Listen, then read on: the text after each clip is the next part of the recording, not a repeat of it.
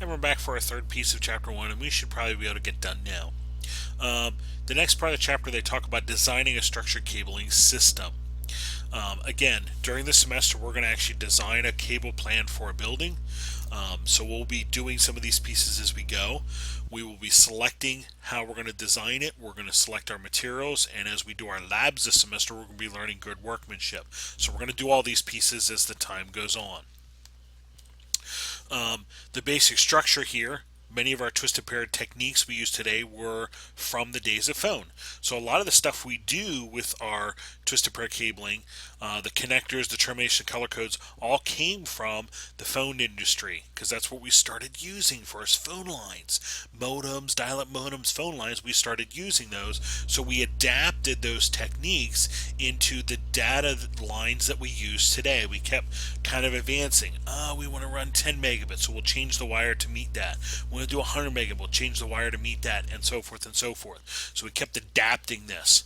Well, the fundamental piece here is our twisted pair wiring, and the reason we're using it is relatively cheap. It is pretty easy to terminate. It does provide some self-shielding.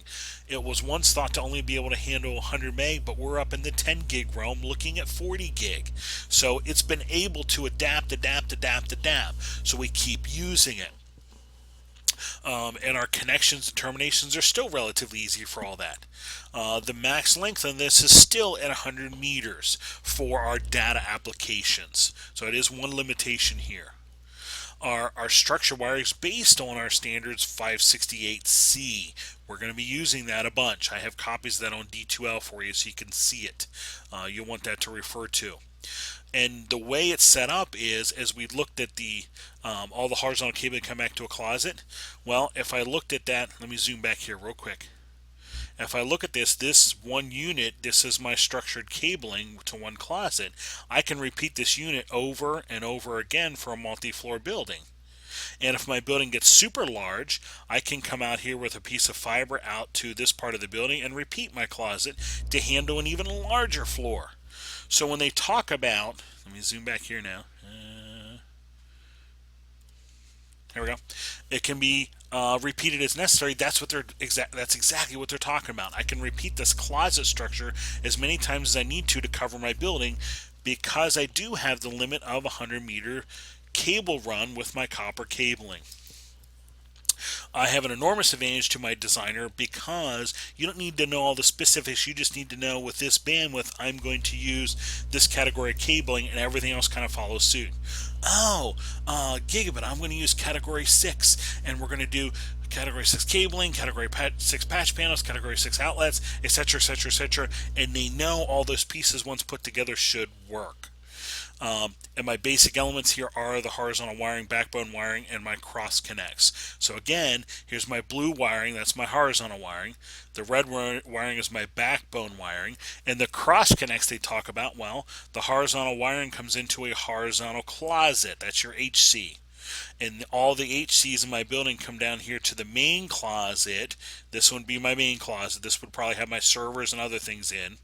And this little green wiring, I know it's one little green wire here, that's going out to my ISP. That would be my, business grade Comcast connection, my business grade FiOS connection, if you will, coming from Verizon to my building, that sort of thing. So this would be my MC. So I have a mixture of closets connecting them together. And as we hit the horizontal wiring structure before, it includes, the outlets here, the horizontal cabling into the closet, the patch panels, all the connections, that sort of thing. That is my horizontal cabling. It doesn't include my router switches, that sort of stuff. That would be in my main closet. And all this is defined by my 568C standard. Important. And my horizontal wiring from workstation into the closet. Again, here's a different picture. Closet, horizontal cabling, out to the outlet on the wall. Those pieces is my horizontal cable run. That's what's involved. Typically, I'm going to be using 8-pin modular jack on the wall, either flush mount, the box is actually cut back in the wall and the faceplate is flush to the wall, or surface mount where the box sticks on the wall. We'll do all these in chapter 6. I'll have you actually terminate these outlets so you know what we're talking about. That's typically what we're using for our outlet box. Sometimes when we're dealing with modular furniture in an office space, I have some special concerns. And I think that's in like later in Chapter 6 or Chapter 7, we talk about how to deal with that. Um, my jack termination, again, we're going to do this. We'll actually do an insulation displacement connector termination for our outlets. We'll talk about how we route our cabling in a later chapter, avoiding things like lights, motors, wiring, that sort of stuff, limiting our cable runs to 90 meters. Again, we'll talk about that. Actually, let me just zoom up here real quick. What they're saying with the 90 is from my closet here out to the outlet should be a maximum of 90 meters, which if I do higher math now, that leaves me 10 meters for patch cable on this end, patch cable on this end. So roughly, 5 meters here in the closet for a patch cable, and 5 meters here at the workstation for patch cable. So 5 plus 90 plus 5 higher math, there's 100 meters. There's our 100 meters max that we have. And then insulation we'll talk about when we deal with cabling. Sometimes I actually need to pick out a plenum rated cabling because where it's being installed. And my wiring closets, we'll talk about this in a later chapter after the midterm. 569 standard lays out all the requirements that I have to have in my closet to make it work for my building, all the things that I need in there.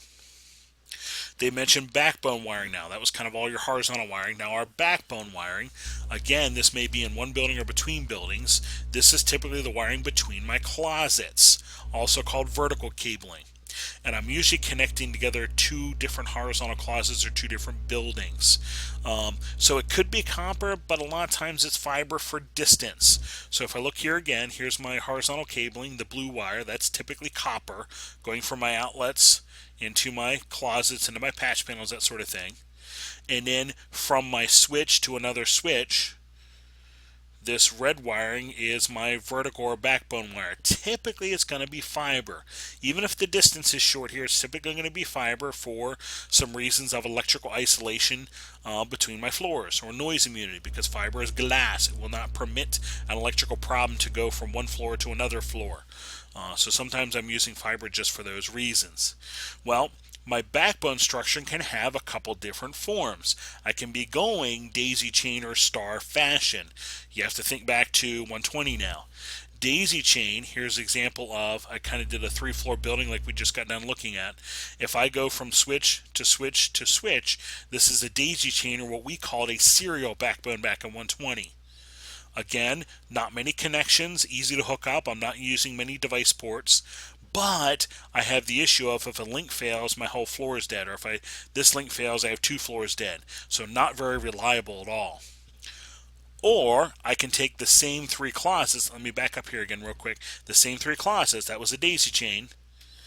Or I can hook them up in a star where there's an individual run coming from each switch down to the main closet.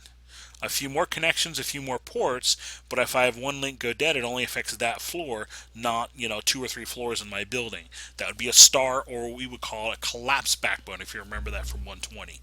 So as I look at my backbone structure, there's some different ways I can hook them up. And they mentioned out here some duplicate wiring that I could do. Well, if I want to do duplicate wiring, I'm actually talking a parallel backbone, where I might run 2 backbone lines from my 3rd floor down to the main closet. And I might have duplicate equipment. I might not have all these connections, if you will, but I'm giving you some ideas of I might have duplicate connections down here to handle reliability needs that I might have for my building. So those are some different ways I could be hooking up my backbones, but you'll notice in every one it's just closet right on top of each other.